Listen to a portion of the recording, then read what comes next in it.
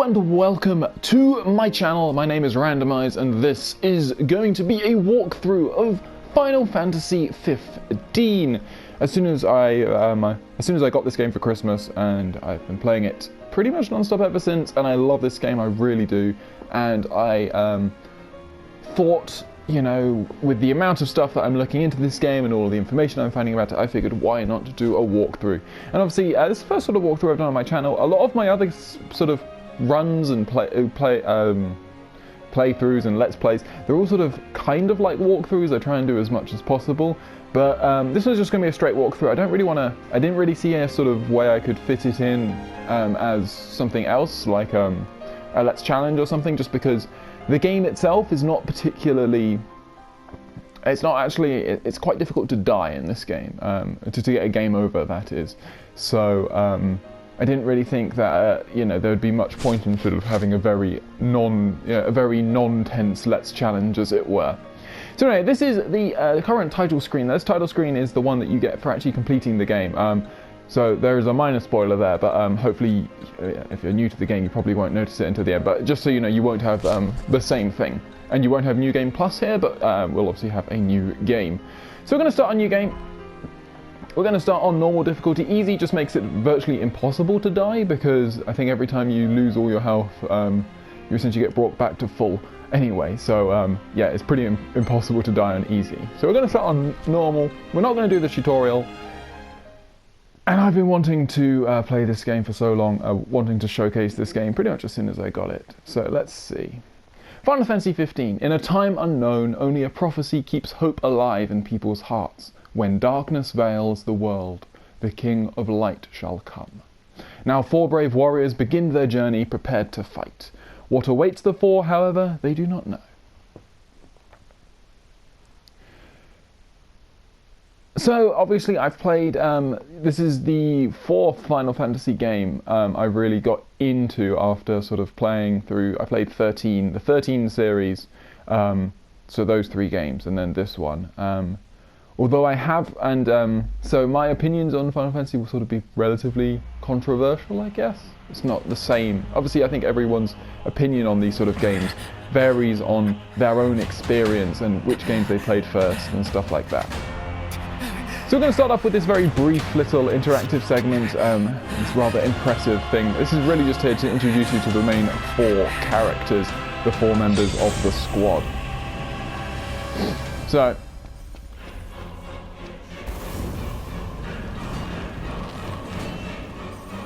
we'll just run forwards and then get blown back. Hang in there, buddy! Stay down! We'll keep him busy! Look! Over here! Quickly! Before he strikes again! Here it comes!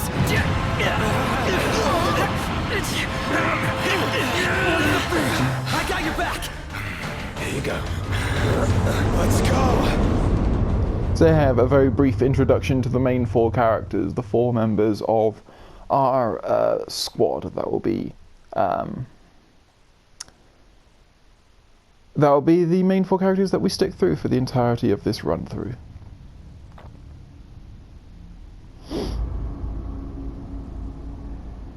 The decreed hour is come. Set forth with my blessing, Prince Noctis. Thank you, Your Majesty. Take your leave and go in the grace of the gods. Right.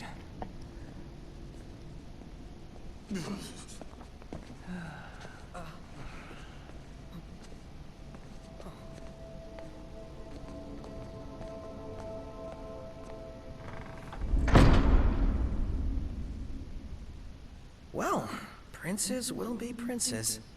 So much for royal protocol. Not like you had to deliver a formal address. Your Highness!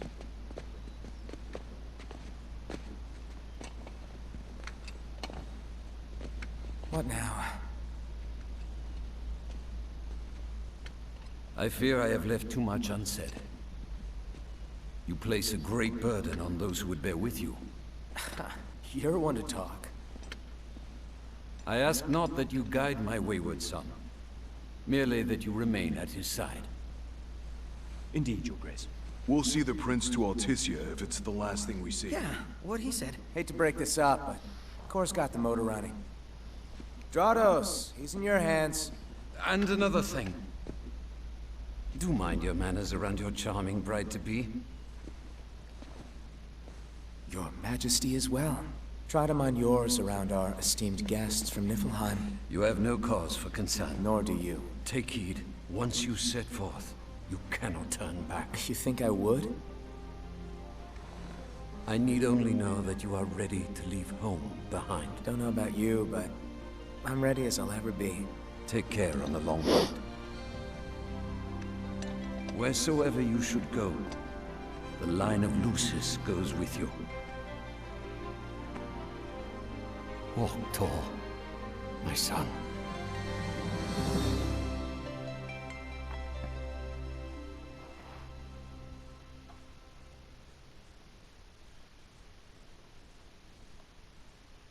So there we have it, the opening cutscene. We get introductions to Noctis. We see the sort of rather fractious relationship he has with his father, the king, King Regis.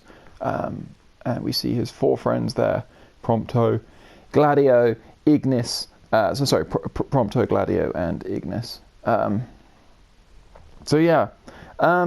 And obviously everything revolves around the adventures of those four. So here we have it. Chapter 1, Departure. Prince Noctis Lucis Caelum sets forth from his homeland with his three-man retinue in tow. His destination, Alticia, capital of Accordo, where he will formalize the union of states through his marriage to Lady Lunafreya of the imperial province of Tenebrae.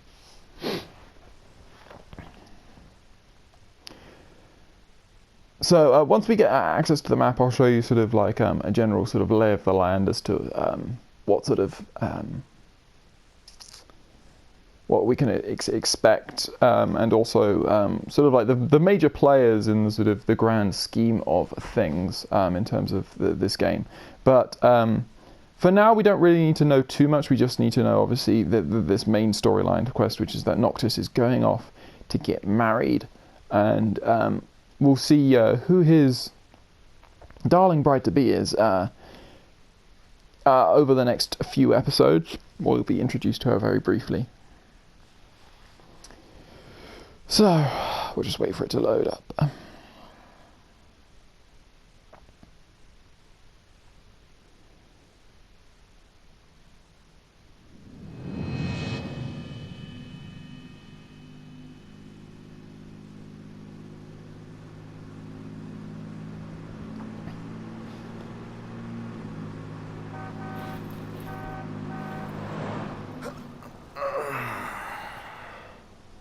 I think we can forget about hitching our way there. Thought people were friendly outside the city. You can only go so far on the kindness of strangers. You're just gonna have to push her all the way. I've already pushed myself to the brink of death. Get up. Come on, car isn't gonna move itself. Sheesh. I thought the car was supposed to move us. Wouldn't that be nice? Can it? Ready, steady. Push! Something so heavy. I love this introduction to the characters. I think this little scene is brilliant in sort of getting to understand the sort of the interactions between the group. Unbelievable.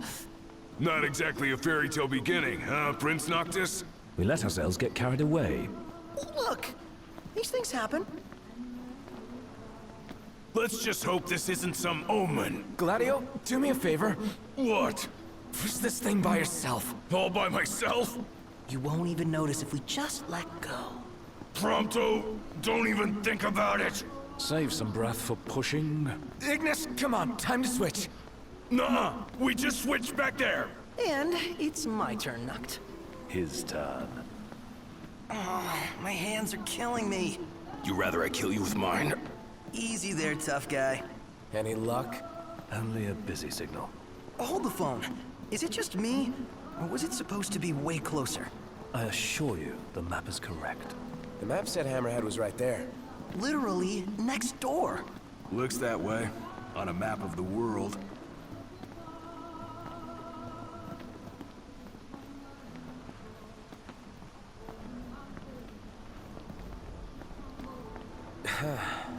The world's a big old place. Filled with wonders. Tell that to my legs. You guys even pushing?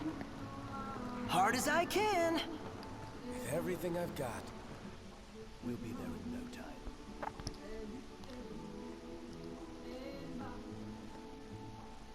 So there we have it, the beginning and the first view we have of the absolutely beautiful world of Final Fantasy 15. The whole world itself, the continent that we spend most of our time on is brimming. It's beautiful and brimming with character. Anyway, here we go. Hammerhead, the first outpost in the game.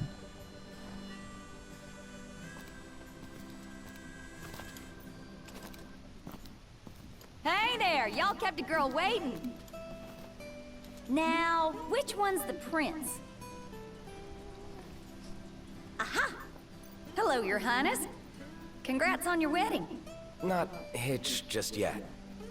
Lady Lunafreya's groom-to-be, here in Hammerhead. Apologies for taking so long. You best save your apologies for Pawpaw. Well, that makes you. Cindy, Sid's grease monkey granddaughter. Roll her in while I'm still young. Didn't your daddy tell you? She's a custom classic, not some beat-up old clunker.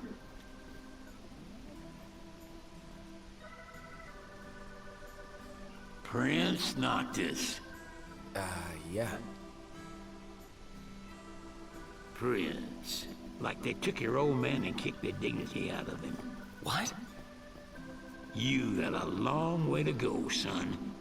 And that slackjaw's getting you nowhere fast.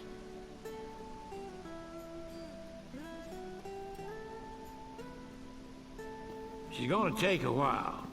Y'all get her in and run along.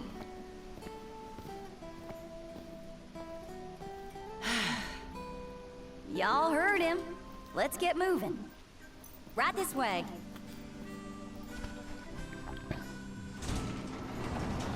Now, play the waiting game. Never liked that game. Never any good at it either. So here we are, Hammerhead, our first outpost, and we'll get to grips with what this game has to offer us rather soon. So the first thing we're going to need to do is we're going to talk to Cindy once more. Y'all ain't never been out this way before, have you? Go on, have a look around. This'll make sure y'all don't get lost.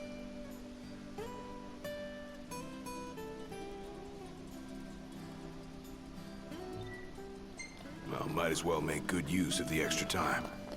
So we gain access to the map, and the map is rather important. So essentially we came all the way from over here. This is Crown City Insomnia.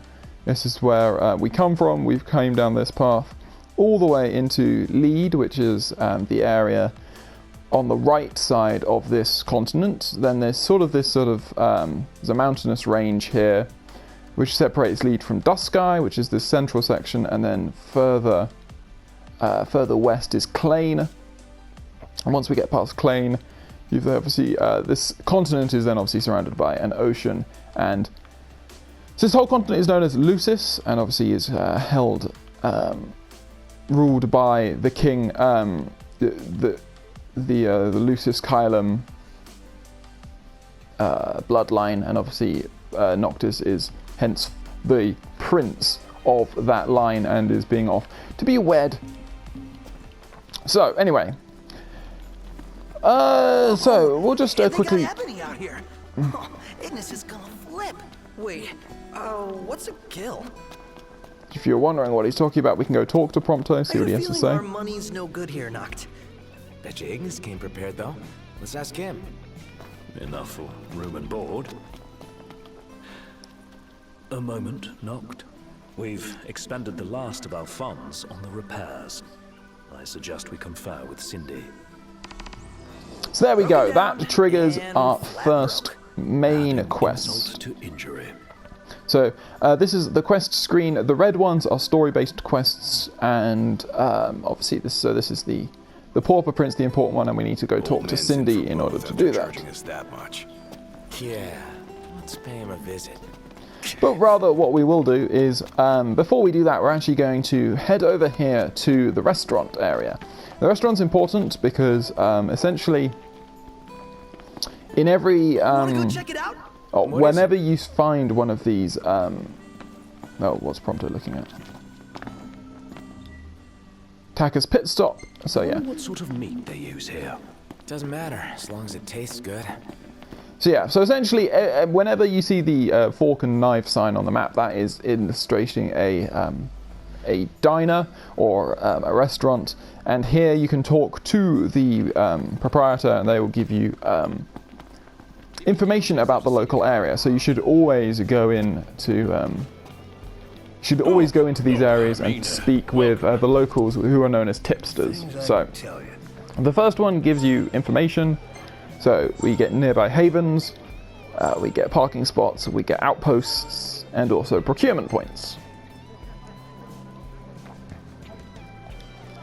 The second one is food. Obviously we have no gil, we're completely broke. But these are the various food, and this is where you get the example of why food is really important in this game, because food gives you buffs to various stats.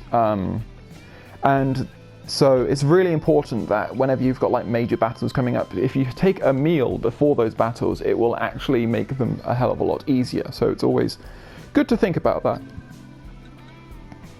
So, and you can choose to eat in two ways. You can either eat at restaurants like this, at this diner, or you can have Ignis cook you some food, but we'll get to that when we go to our campsite. And then finally, this far one is the hunts.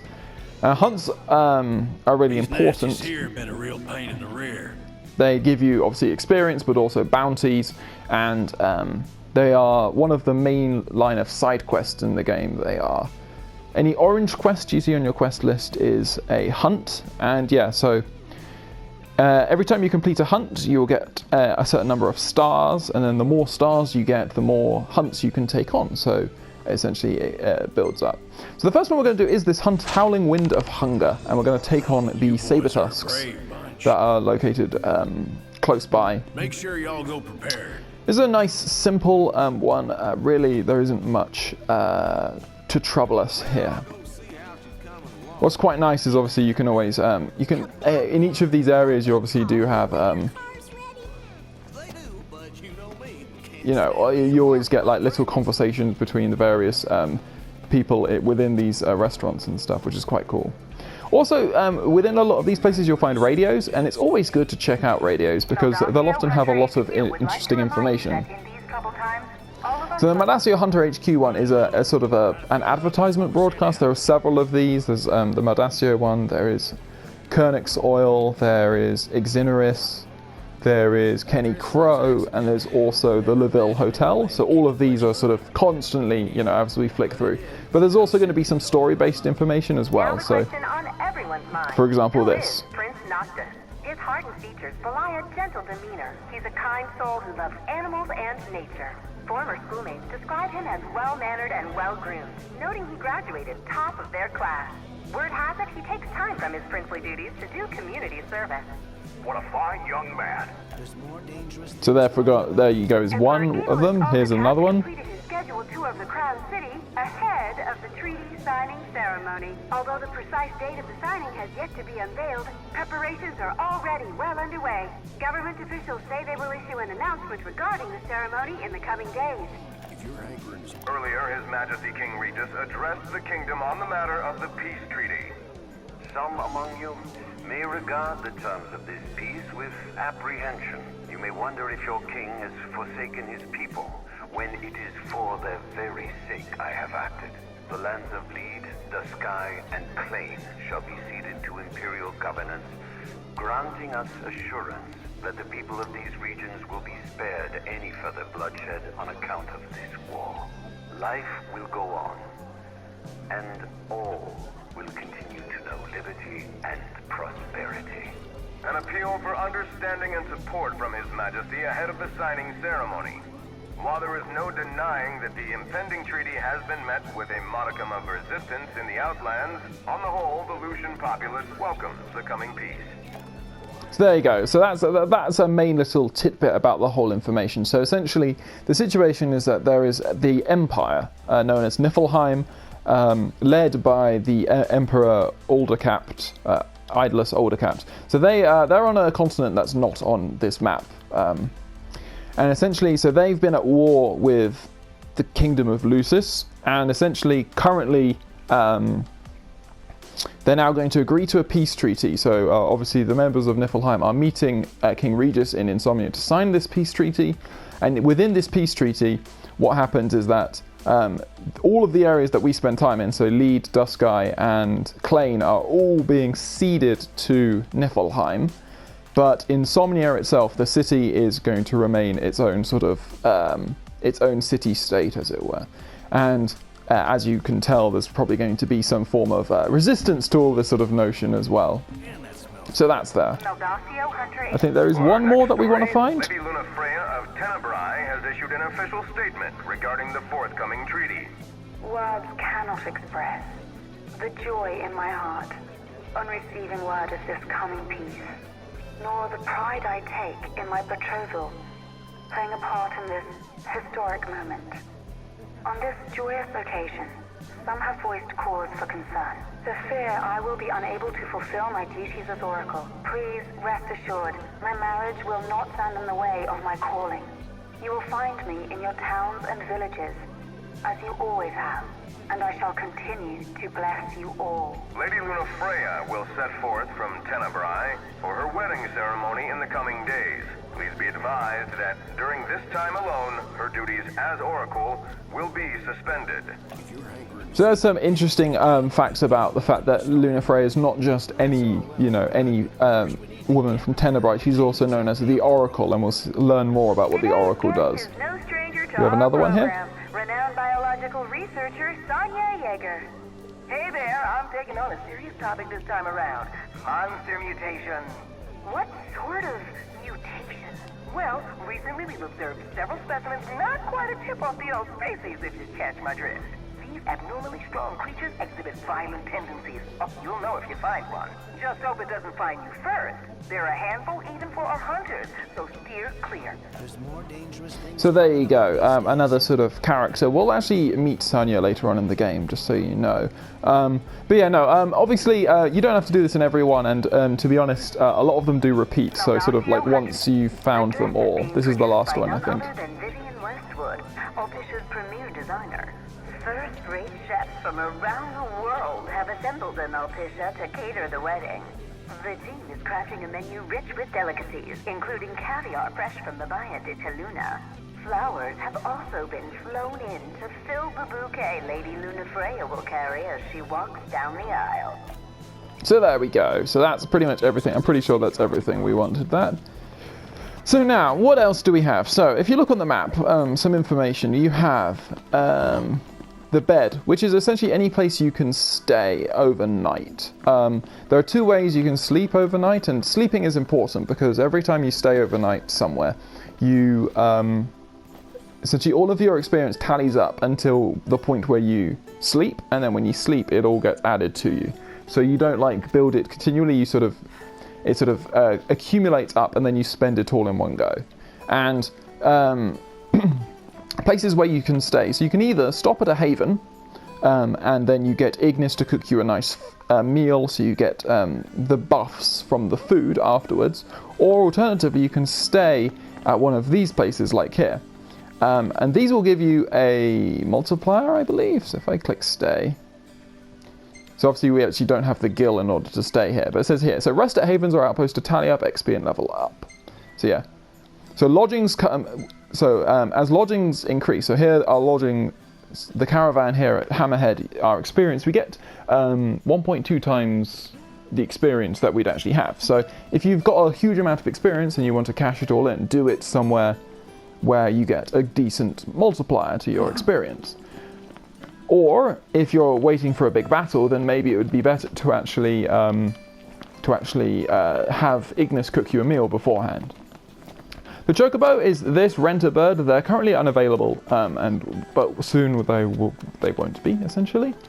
The sort of the city, or sort of like the structure in the middle, the lightish blue one is just a symbol for a settlement. We have refueling stations. We have the shop, which is sort of like the bag icon located at the back, and we'll pop in there afterwards. The weapon here is obviously a munitions vendor, so they sell us weapons. The green one is Cindy's garage, where we can actually customize our car and various things like that, and also we'll get a load of quests from her. The car is obviously also shown as a very important part of the game. And yeah, I think that's pretty much it for all of like the basics there. So you can see I'm just hopping around. You'll see that these little blue glistening things are treasures that you find all over the place. Some of them respawn, some of them don't. It's always worth to pick them up when they're there. A lot of the random ones that you find... They got a lot of different stuff here, huh? That's how it works.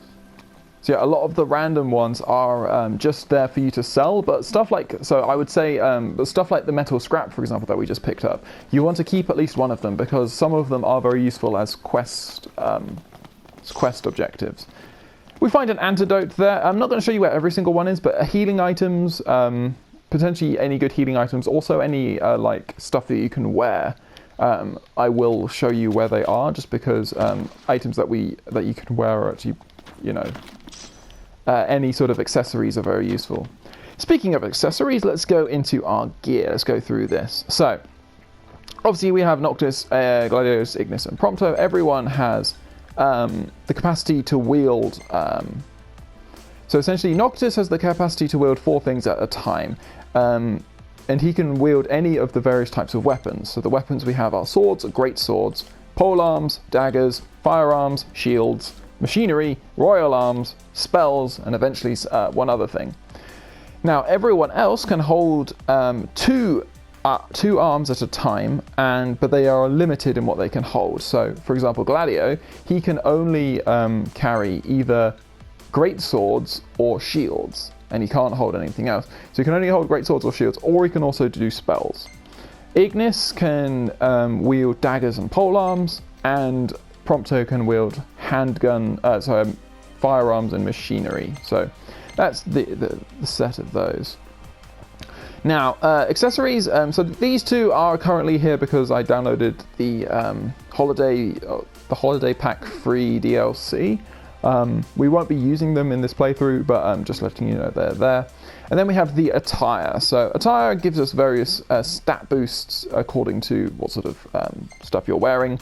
So this is currently giving us an increase to our HP, but we can go to without the jacket, for example, and get an increase to our strength. We could go for the casual outfit, which gives us protection against status elements, or we could go to the no jacket, which allows us to move more freely and land critical hits. And then there's also the Chocomogty, which is another downloadable item. We're going to go with the no jacket here, and we'll just quickly go through everything that's on that little stats sign. So the sword is obviously attack, and the shield is defense. So how much damage you take, how much damage you deal, and how much damage you take. And then the smaller one, so the arm, sort of the flexing arm is strength, how much physical damage you deal. The fist is vitality, how much physical damage you take. The wand is magic, how much magic damage you deal. And the star is spirit, which is how much damage you take from magic attacks. And then you have your various resistances to the elements, fire, ice, lightning, and dark. And then finally your resistance to bullets. So obviously we don't have any accessories at the moment. We're just going to get everyone into their various into their Crownsguard fatigues. I will show you what everyone's other clothes look like. The clothes, I mean, it's not a hugely significant buff. I went through the majority of my first playthrough without knowing that I could change these. So it's more sort of like a lot of it will sort of be like preference or what you want your team to wear. But if you want to be aggressive, then this having everyone as the Crownsguard fatigue with no jacket is the most offensive way we can go, pretty much. Okay, so that is that. We'll now head out into the big wide world out here, and we'll find our first target, which I believe are they're either Sabertusks or Reaver Tails. Makes me want to take a nap. So those are our enemies over there. Hunt targets are sort of labelled by those little orange signs there. And now, so we're going to get into combat, and so certain things I would advise you have an idea of doing is if you go to the options menu, you do have the chance to test out the various control schemes, and I mean I've got so used to using control scheme A that I will always will, but I think control scheme B looks like a pretty useful one as well. I can see why it would work, for example. So play around with which control scheme you want to use. Also, combat. I'm currently using wait mode. I'll show you what wait mode does. You've actually just seen it here, but you can also just use active mode. The way wait mode works is essentially time stands still when you're stationary for a set amount of time located by this sort of bar at the bottom. When that finishes, everything will go back. The nice thing why I use wait mode is because wait mode gives you the ability to libero your enemies, which you don't have otherwise. And so what this allows me to do is to just hold down one of the R1, sorry, the shoulder buttons, and it gives me all this information about our various enemies. So these Sabertusks here are weak to daggers and firearms and ice magic, whilst strong against fire and holy magic. So, you know, some very useful information about these weapons can be found just from using wait mode. So anyway, basic combat. So you can essentially just hold down a button. If you hold down a button, you swap between the two sort of setups. So Noctis will either be offense. If you hold down the attack button, he will just continually perform a series of attacks. If you then hold down the defend button, he will dodge every single attack that comes his way. As you can see here, I am currently, those little blue, whenever the blue light sort of appears, that shows that you're dodging. However, dodging uses up MP, so if you look at just below my health, there is an MP meter, and as you can see, it is decreasing as I hold it down. It also decreases when you warp and when you do warp strikes. Okay, so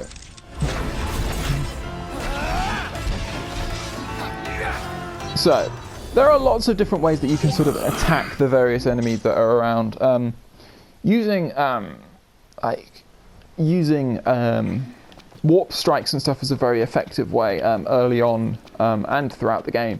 And the way warp strikes work is that the further you are away from the enemy that you attack, the more damage it does. You get a higher multiplier. So anyway, we've talked about an awful lot, and we're here. So what we're going to do is we're actually going to call this episode to a day, to an end, pretty much here. We have a haven here, and we'll show you what happens when we stay at a haven, namely Cottis Haven. Around every single haven are these elemental deposits, and these are important because these allow us to create spells, and spells are very helpful in that. Magic is very powerful in this game, especially when used on Noctis. Essentially, Noctis is best suited to using spells because he has by far the highest magic stat of anyone, followed only then really by Ignis. Ignis has like, I think, half the magic, the base magic stat of Noctis. So if you've got spells, I would say equip them on Noctis.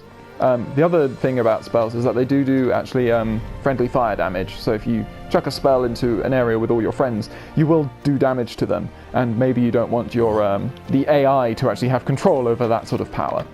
You don't really want to sort of be like sort of casually there, and then suddenly someone dumps a massive ice-type spell over everyone. But we'll get into Elemency when it comes around to that point. The final thing is that so obviously these are havens. We just move over there and we can camp for the night. That will tally up our experience and also I'll show you, there'll be a lot of other information that'll come up here. This haven is particularly special because in staying at this haven, it will trigger a unique event called a tour. And tours occur at various different havens, and one is actually during the actual course of the storyline of the game. And essentially what tours are is they give us they allow us to find AP, which is Ascension points, and ability points. And these essentially allow us to explore these skill trees, which do an awful lot for making our life a lot better. Obviously we don't have a lot of AP right now, but we will do once we make camp here. So we're going to make camp. Let's call it a day. You can see we gain AP for taking camp, and we're going to get a little cutscene here as we see everyone sort of set up camp for the first time here at Cottis Haven.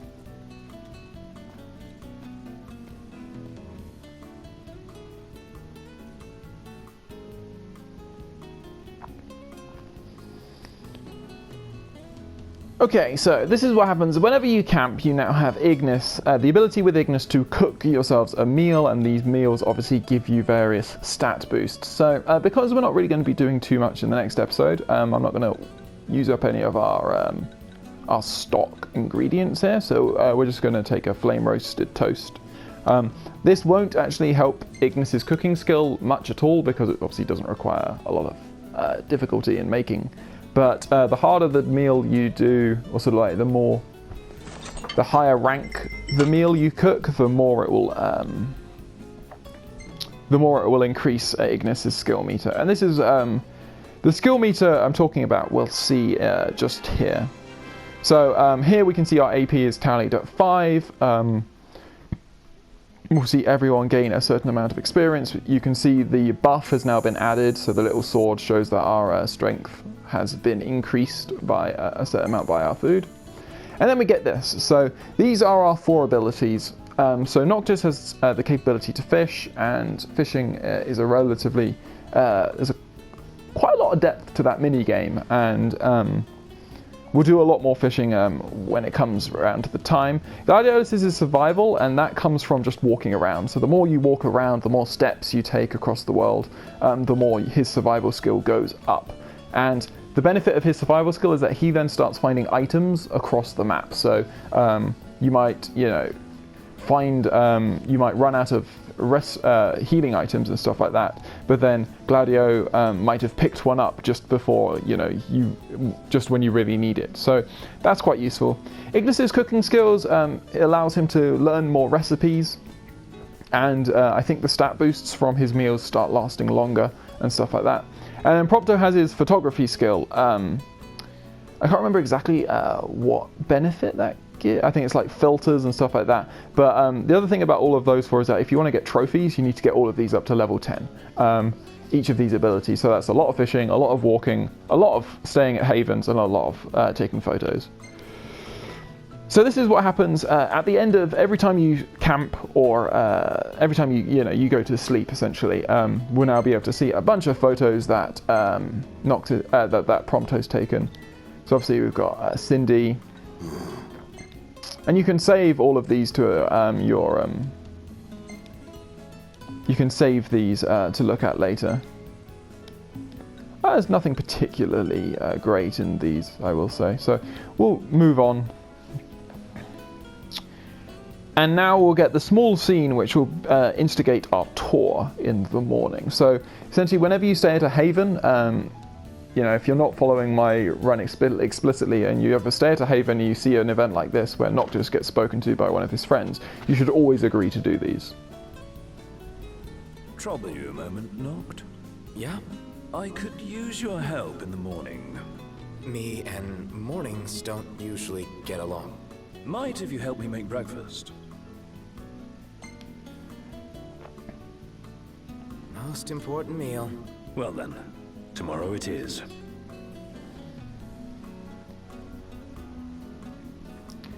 So essentially this is the basis of a tour, which is a special type of event which essentially occurs between Noctis and one of his allies.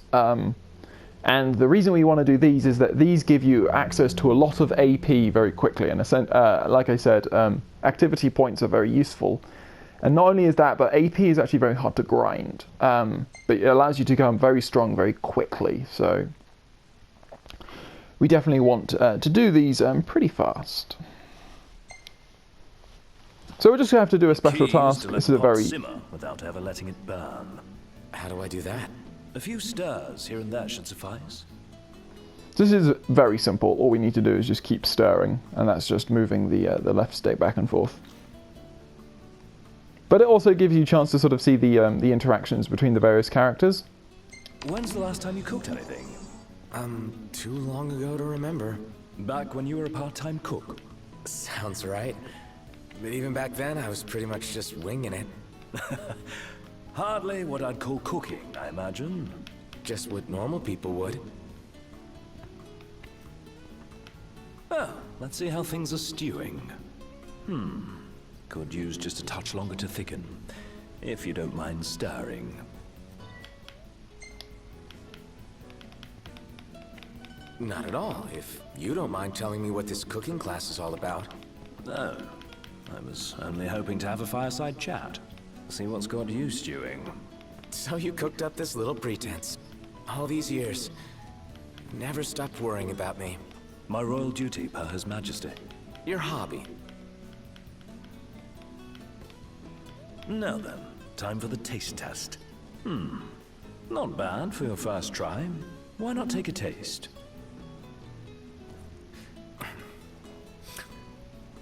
It's good, but I've had better. Could have benefited from a bit more stirring. Yep. Gotta hand it to you. You sure know your stuff. You lot give me plenty of practice. We'd starve without you. So in that case, I didn't actually stir it enough. Can't complain. It's not so bad every once in a while. Just not first thing in the morning. No. The world at dawn is full of wonders. Yeah, can't wait to marvel at them all. Dawn tomorrow? I'll marvel at my own pace. So yeah, it varies. His sort of like response to how well it tastes depends on how well you actually stir it that time. Right. So I didn't actually stir it as well as I have in previous times. But again, it doesn't matter, and either way, you still earn the 20 AP, which is really, really useful. Everyone's going to rejoin our party back, and now we have everyone here. I think this is a good time to call it an end, as we're now nicely here at our haven. In the next episode, we will actually be taking on this main story quest, consulting Cindy, and then doing some other stuff. So I hope you have enjoyed this episode of my walkthrough. I hope you'll be following this series, and I hope to see you on the next.